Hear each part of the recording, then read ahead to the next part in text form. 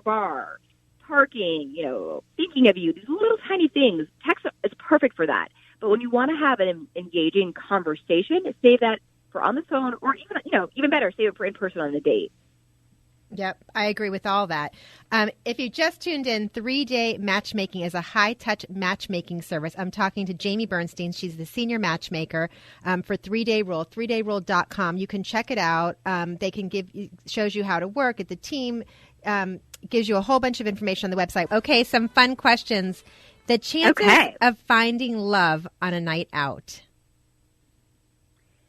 So I would say if you have an open mind, it's a great possibility. If you go in with a positive attitude, anything is possible. Okay. In a relationship, we should be what?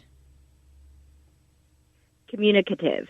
Be able to communicate for sure on everything. Really have an open mind and hear each other out. Right amount of time to date before getting married. Is there a right amount of time? There's not a right amount of time. I think there's a lot of factors that play into that. I would suggest really getting to know each other well. It varies, but you want to make sure that you've spent, I would say, all seasons together and traveled together and really been able to experience some ups and downs before committing to marriage. Okay, we have some, from the other perspective, we have somebody that wants to ask some questions. That's me. Oh, great. I'm the engineer. I'm the guy. So I don't know, it struck me as I was listening. After the first date, what happens when one person thought it was a wonderful date and the other one thinks it was a terrible date? Are you confronted with any of that?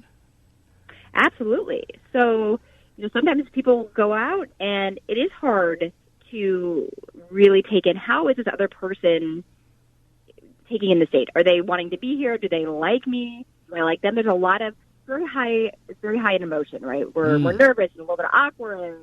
We are thinking long term, and is there attraction here? And so, part of what I deal with is having to share news that maybe is not the best. And so if my client was really excited about the date, but the date wasn't interested based on attraction or conversation or long-term goals or whatever that issue is, then I just have to tell my client and help them kind of have the attitude to move forward. So you're just honest with them, basically. Yes. Yeah. Yes. I would assume that happens a lot, that, one person thought it went, oh, my God, it went so well, and the other person went, oh, my God, that's just not for me. Yes, absolutely. And I will say, though, part of what I'm able to do is I'm able to be an advocate for my clients. So if my client comes back and says, wow, I had a great time, this person was so great, I really want to see them again. And then I talk to the match and I say, you know what, I don't think I'll go out again, but I did have an okay time. I found this person reasonably attractive. So sometimes I will literally just say back to them, well, if you found her reasonably attractive and you guys had an engaging conversation, why not give it one more try? So there are times where I think in our culture, people are so on to the next that their boots are not knocked off that I am able to help somebody pause and at least give it another opportunity, which then has led to relationships and things by kind of helping somebody see the light a little bit. Nice. Yep, I agree. Mm-hmm. Can you share some stories with us from some of your clients? Sure. So, for me, it's like another day at the office. So it's always, part of the reason I love my job is it's never a dull moment. So one of my success stories is a client who came to me with a checklist, which is not uncommon, especially in bigger cities, somebody in her mid to late 30s who has an amazing career, is very successful, it has all these quote unquote must-haves. He has to be 6 feet tall. He has to have an Ivy League background. He has to be, somebody who wants to have a family in the next 2 years, or, these things that we think we create. And one of the things I noticed about her right away was that she was really kind of this like fun, offbeat, quirky kind of humor and personality. And her style was kind of like funky and bold. And she kept telling me she wants somebody who's all these very straight-laced things. And that's what, she grew up thinking she had to have. And that was what, quote unquote, a successful man would be to her. So I helped her really dig deep and unpack a lot of that. And she's now happily married to somebody who was basically almost none of the things that she was seeking, other than he is a professional, has a career, but, he's like 5'7" or 5'8", and a little bit unconventional and a much different background than, she had her like mindset to. And so sometimes I think people hear a story or they assume something equals success in a relationship based on a movie or these things that we don't even realize subconsciously that we pick up. So part of what I'm helping clients do is break down that and get to who they really are and what's really going to work long term. Yeah, that makes a lot of sense. Anything else, Bob? Any other questions? No, I'm thinking, but I don't have anything right now. Bob's very engaged in this conversation here. I love it. Thanks, Bob. I love it. Keep the questions coming. Absolutely. Yeah, and you know what? Being open and talking about it and putting yourself out there, I think is one of the most important things too. What's the most interesting thing you've learned through this journey that you've been on with your career? Yeah, well, that's a big question. I love that. So, I think the number one thing that just comes to mind is that somebody has to be willing to really have some introspective awareness to get to a healthy relationship. And, sometimes somebody will come to me and they say, I have the career, I have the house, I have the friends, I have the, all these things, but I'm not happy. And I need the happiness. I want the relationship to bring me the happiness. And to me, that's a huge red flag. You first need to be happy with yourself and have to take the time to do that work on yourself, which not everybody's willing or interested to do, before you're actually ready for that healthy relationship. I'm not saying that you can't find a relationship that ends up being very codependent or, difficult, because of course you can. But when you really want that relationship that, really brings true happiness and joy and a real equal partnership, you have to do the work first. And so I've learned, I can tell people, I can talk till I'm blue in the face, but somebody has to be ready to want to do that for themselves, for the change to happen. Absolutely. Okay, so the 3-day rule, 3dayrule.com, they can go onto the website. There's many packages that you offer. People can go on there and request a free consultation. Tell us about that a little bit. Yeah, absolutely. So, as I mentioned before, we do have something for everybody, from our free database to our paid packages start at kind of nationwide, about $5,500, and go upwards from there depending on, different selections and things of that nature. But definitely, if you're, considering it, it is really our pleasure to meet with anybody. We have to meet with everybody in our free database as well. So I definitely suggest to go ahead and sign up and schedule a meeting with a local matchmaker to learn more. And, we're always happy to give kind of general dating tips or answer any questions that you have during that time as well. And from any city, anywhere, people can log on to this. Yes, people can sign up. We are in 9 cities currently and growing. So we're in most of the major cities, but people can sign up nationally because we do have some of our clients that like to date nationally. So I would recommend anybody that is interested to sign up and get in our database. Any last minute thoughts?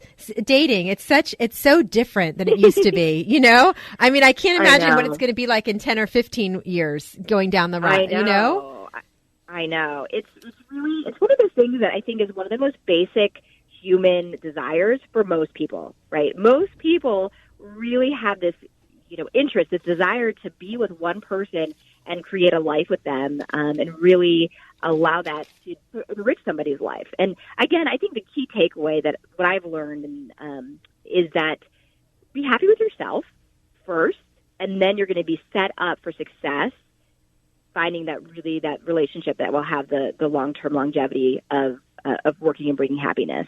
Do you get invited to weddings? I do. I was going to say probably all the time, right? Yeah. Well, it's so interesting because some clients will, let me know what's going on, or they'll invite me to a housewarming or a wedding or, whatever the case may be. And other people are very private. After we've done, our time working together is done, I'll hear through the grapevine that, so-and-so is married, or they just had a baby, or one of my clients, they had twins, And so, I'm in a very personal type of work, and so everybody reacts a little bit differently. But, all I hope is the best for all of my clients and, anybody that I meet. I'm always giving free advice on the street or events, or really anybody that will listen as I'm wearing my little matchmaker hat running around town. The matchmaker hat. Bob, you had more questions. Yeah.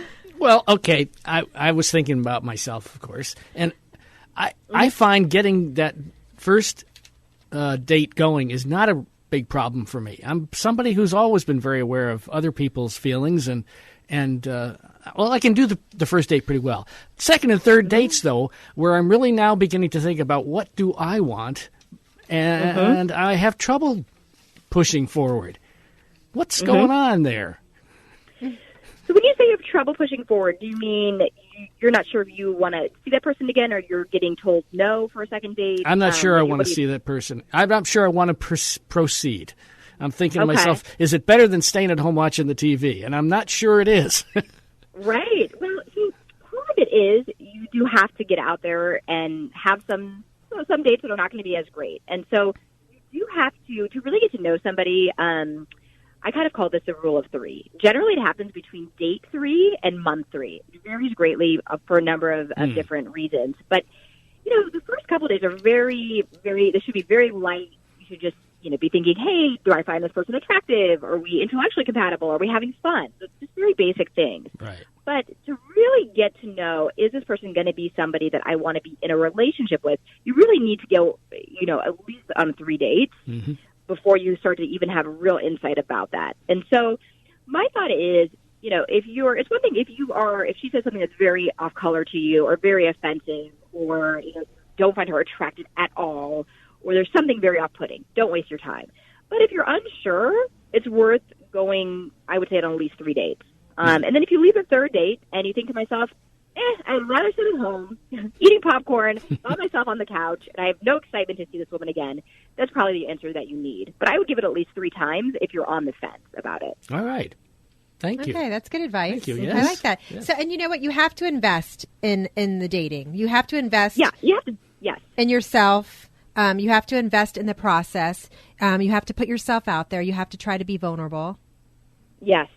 Yeah, and sometimes you're going to get your feelings hurt. People are so afraid, well, I don't want to well, that's part of dating. I wish it wasn't, but it just is. Dating is a roller coaster, and, you got to get on that ride. That's really no other way to get to the end result of being in a relationship. If that's what you want, you have to do some of that difficult work and be in situations that are uncomfortable and deal with them and then move forward from them. And so, that's just part of finding love.